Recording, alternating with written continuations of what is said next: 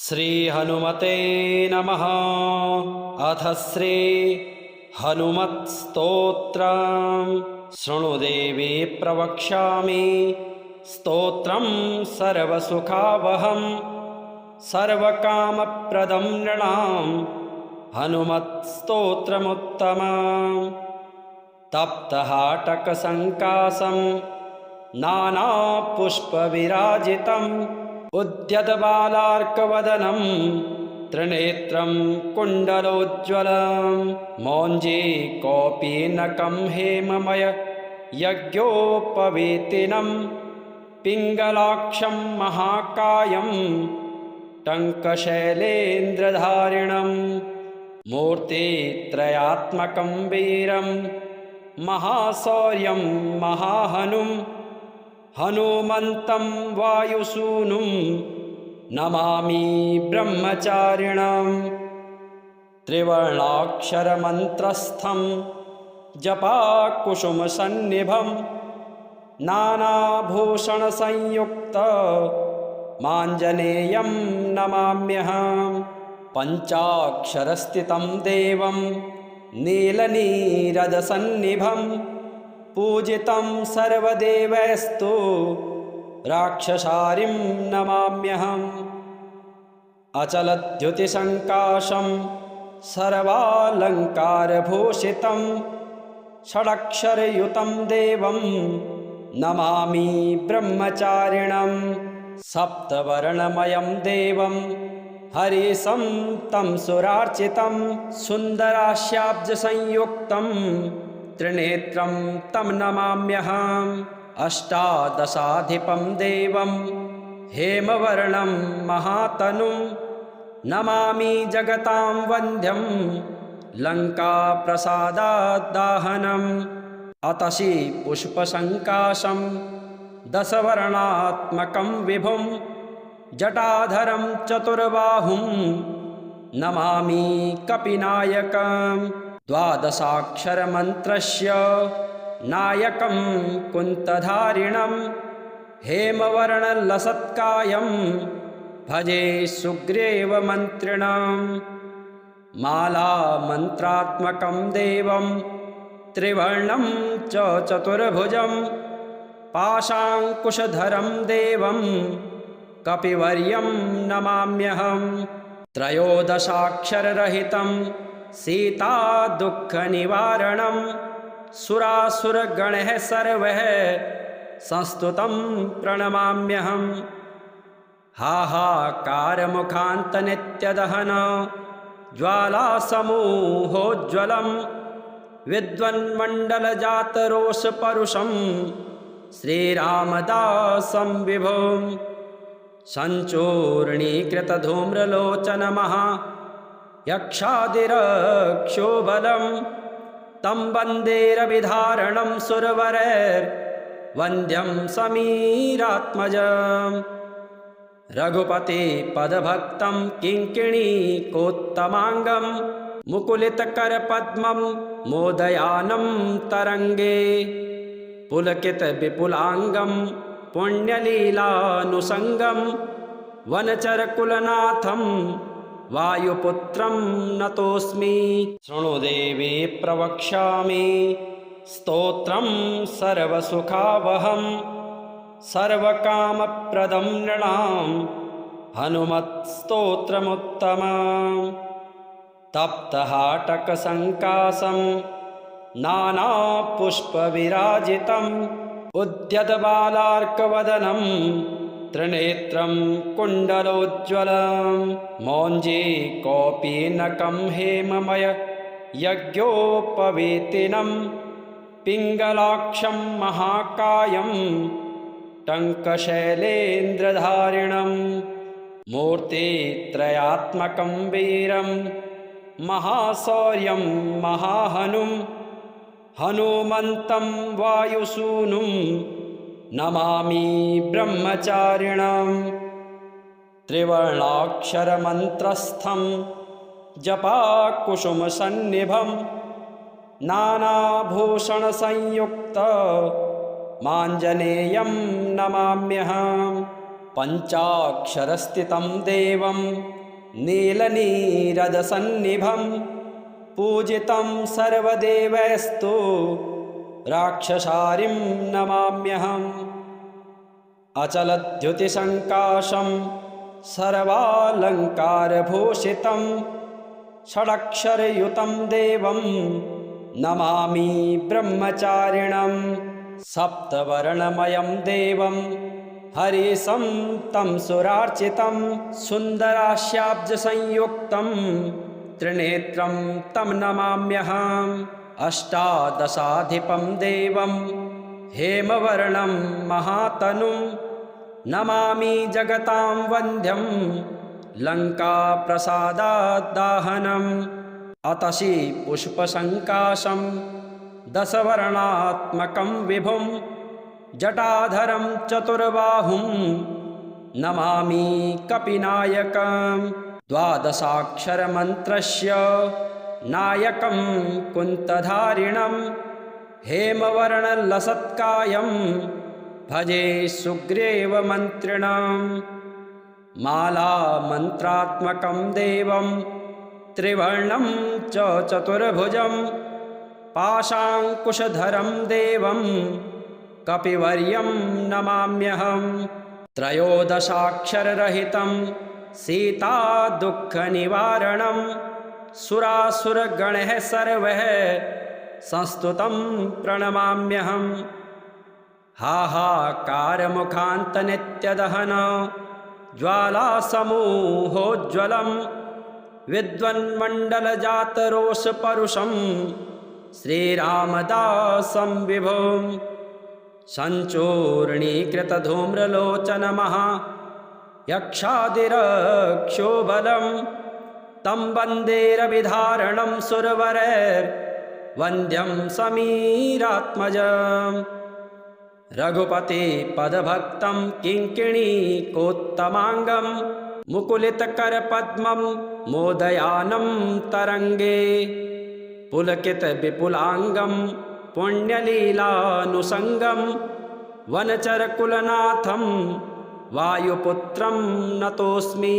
शृणु देवी प्रवक्ष्यामि स्तोत्रं सर्वसुखावहं सर्वकामप्रदं नृणां हनुमत्स्तोत्रमुत्तमम् तप्तहाटकसङ्कासं नानापुष्पविराजितम् उद्यतबालार्कवदनं त्रिनेत्रं कुण्डलोज्ज्वलं मौञ्जी कौपीनकं हेममय यज्ञोपवीतिनं पिङ्गलाक्षं महाकायं टङ्कशैलेन्द्रधारिणं मूर्तित्रयात्मकं वीरं महाशौर्यं महाहनुं हनुमन्तं वायुसूनुं नमामि ब्रह्मचारिणं त्रिवर्णाक्षरमन्त्रस्थं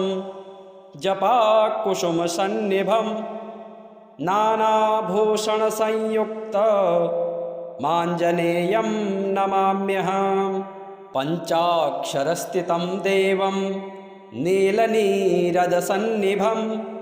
पूजितं सर्वदेवैस्तु राक्षसारिं नमाम्यहम् अचलद्युतिसङ्काशं सर्वालङ्कारभूषितं षडक्षरयुतं देवं नमामि ब्रह्मचारिणं सप्तवर्णमयं देवं हरिशं तं सुरार्चितं सुन्दरास्याब्जसंयुक्तं त्रिनेत्रं तं नमाम्यहम् अष्टादशाधिपं देवं हेमवर्णं महातनुं नमामि जगतां वन्द्यं लङ्काप्रसादाद्दाहनम् अतसि पुष्पसङ्काशं दशवर्णात्मकं विभुं जटाधरं चतुर्बाहुं नमामि कपिनायकं द्वादशाक्षरमन्त्रस्य नायकं कुन्तधारिणं हेमवर्णलसत्कायं भजे सुग्रीवमन्त्रिणं मालामन्त्रात्मकं देवं त्रिवर्णं च चतुर्भुजं पाशाङ्कुशधरं देवं कपिवर्यं नमाम्यहं। त्रयोदशाक्षररहितं सीतादुःखनिवारणं सुरासुरगणैः सर्वैः संस्तुतं प्रणमाम्यहं। हाहाकारमुखान्तनित्यदहन ज्वालासमूहोज्ज्वलं विद्वन्मण्डलजातरोषपरुषं श्रीरामदासं विभुं।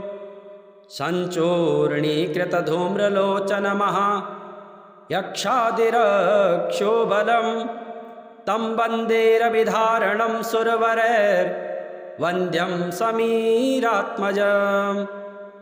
रघुपतिपदभक्तं किङ्किणीकोत्तमाङ्गं मुकुलितकरपद्मं मोदयानं तरङ्गे पुलकितविपुलाङ्गं पुण्यलीलानुषङ्गं वनचरकुलनाथं वायुपुत्रं नतोऽस्मि।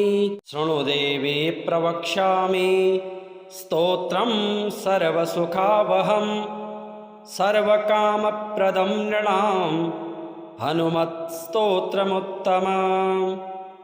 तप्तहाटकसङ्कासं नानापुष्पविराजितम् उद्यतबालार्कवदनं त्रिनेत्रं कुण्डलोज्ज्वलं।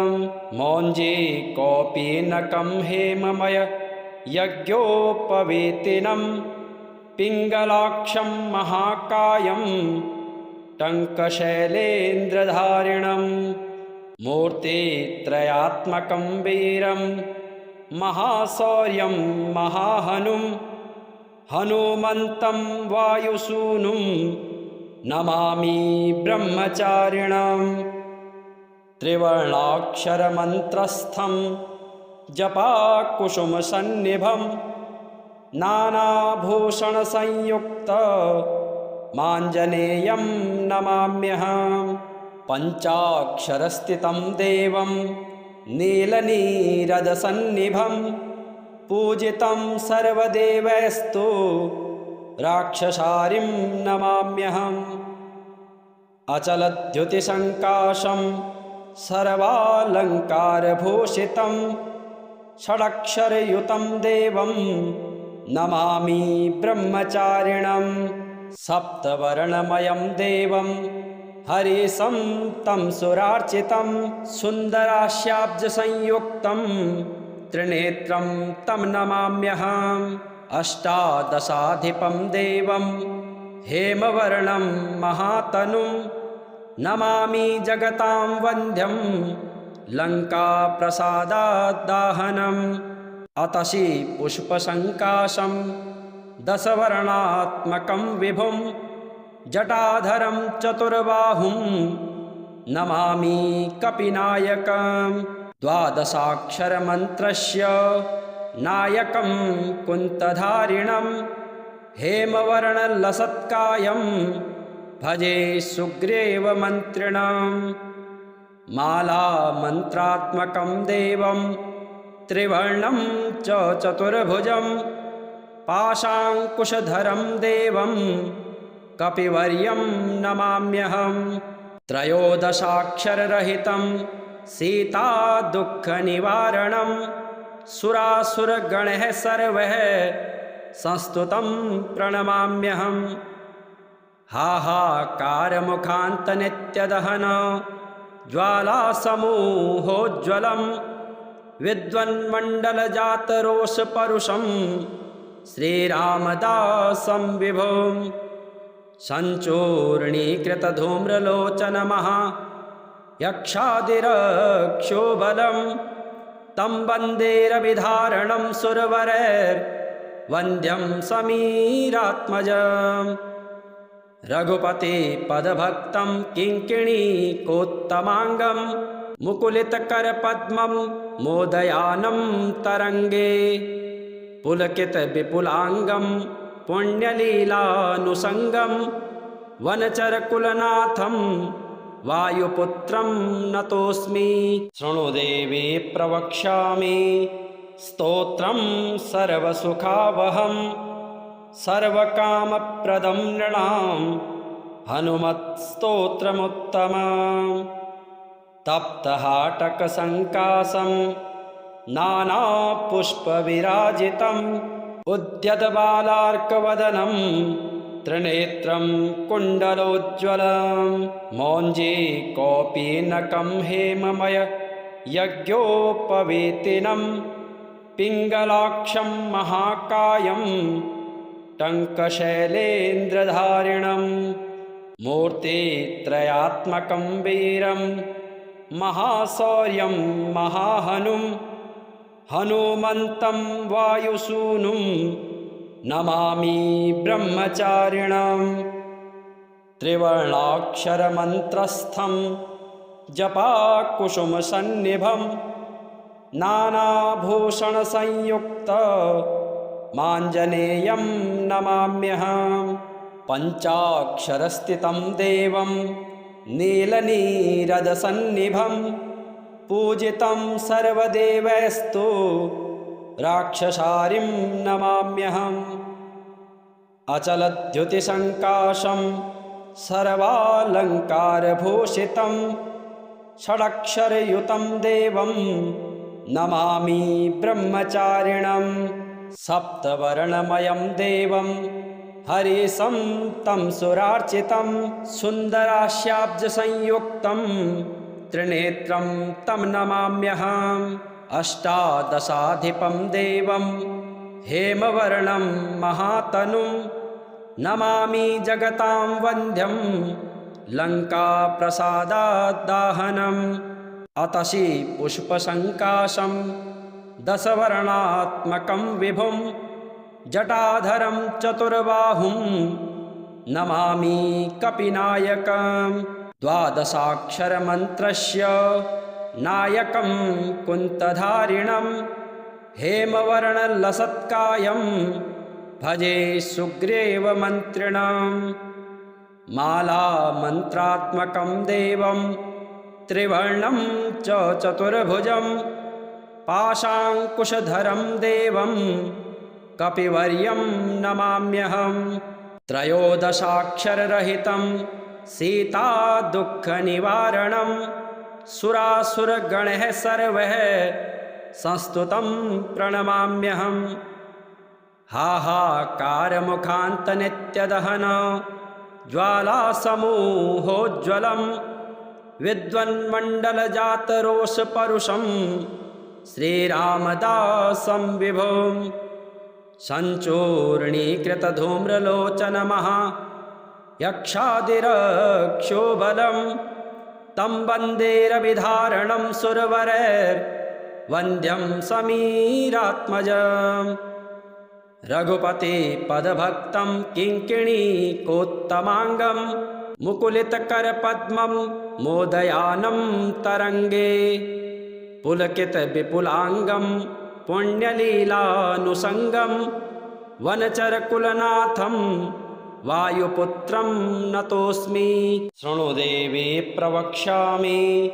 स्तोत्रं सर्वसुखावहं सर्वकामप्रदं नृणां हनुमत्स्तोत्रमुत्तमम् तप्तहाटकसङ्कासं नानापुष्पविराजितम् उद्यतबालार्कवदनं त्रिनेत्रं कुण्डलोज्ज्वलं मौञ्जी कौपीनकं हेममय यज्ञोपवीतिनं पिङ्गलाक्षं महाकायं टङ्कशैलेन्द्रधारिणं मूर्तित्रयात्मकं वीरं महाशौर्यं महाहनुं हनुमन्तं वायुसूनुं नमामि ब्रह्मचारिणं त्रिवर्णाक्षरमन्त्रस्थं जपाकुसुमसन्निभं नानाभूषणसंयुक्त माञ्जनेयं नमाम्यहं पञ्चाक्षरस्थितं देवं नीलनीरदसन्निभं पूजितं सर्वदेवैस्तु राक्षसारिं नमाम्यहम् अचलद्युतिसङ्काशं सर्वालङ्कारभूषितं षडक्षरयुतं देवं नमामि ब्रह्मचारिणं सप्तवर्णमयं देवं हरिशं तं सुरार्चितं सुन्दरास्याब्जसंयुक्तं त्रिनेत्रं तं नमाम्यहम् अष्टादशाधिपं देवं हेमवर्णं महातनुं नमामि जगतां वन्द्यं लङ्काप्रसादादाहनम् अतसि पुष्पसङ्काशं दशवर्णात्मकं विभुं जटाधरं चतुर्बाहुं नमामि कपिनायकम् द्वादशाक्षरमन्त्रस्य नायकं कुन्तधारिणं हेमवर्णलसत्कायं भजे सुग्रीवमन्त्रिणम् मालामन्त्रात्मकं देवं त्रिवर्णं च चतुर्भुजं पाशाङ्कुशधरं देवं कपिवर्यं नमाम्यहम् त्रयोदशाक्षररहितं सीतादुःखनिवारणं सुरासुरगणैः सर्वैः संस्तुतं प्रणमाम्यहम् हाहाकारमुखान्तनित्यदहन ज्वालासमूहोज्ज्वलं विद्वन्मण्डलजातरोषपरुषं श्रीरामदासं विभुं सञ्चूर्णीकृतधूम्रलोचनमः यक्षादिरक्षोबलं तं वन्दे रविधारणं सुरवरैर्वन्द्यं समीरात्मजम् रघुपतिपदभक्तं किङ्किणीकोत्तमाङ्गं मुकुलितकरपद्मं मोदयानं तरङ्गे पुलकितविपुलाङ्गं पुण्यलीलानुसङ्गं वनचरकुलनाथं वायुपुत्रं नतोऽस्मि।